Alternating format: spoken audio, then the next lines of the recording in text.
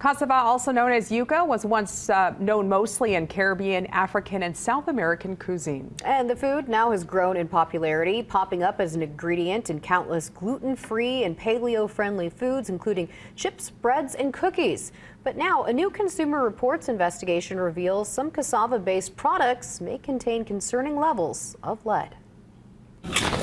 Well, whether you're reaching for crunchy snacks or gluten-free comfort foods, cassava is showing up in more products than ever. But behind the health halo lies a hidden hazard. With the exception of some spices, we've never seen lead levels this high as we found in these cassava products. Consumer Reports tested 27 popular cassava items and found that more than 2/3 contain concerning levels of lead.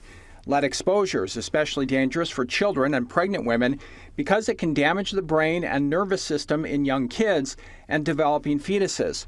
Frequent exposure in adults is linked to immune system suppression, reproductive issues, and kidney damage. We found that cassava flour, which is often considered a healthy and grain-free alternative, to be especially problematic in regards to lead levels.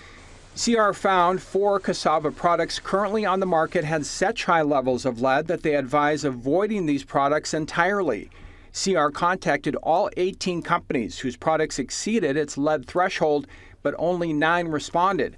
Some said lead occurs naturally and is difficult to eliminate. Others said they have been making changes. Thrive Market pulled its cassava chips after internal testing and is investigating further. Made Good removed cassava from its crackers entirely, and Lesser Evil is phasing cassava out of its product line. Some brands, including Bob's Red Mill and Pamela's, said their cassava products already carry California's Proposition 65 warning labels alerting buyers to potential lead content.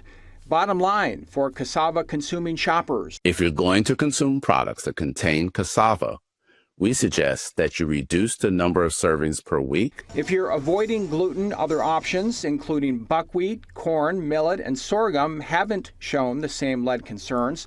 And don't rely too heavily on any one food. Varying your diet is one of the best ways to limit exposure to harmful substances like lead.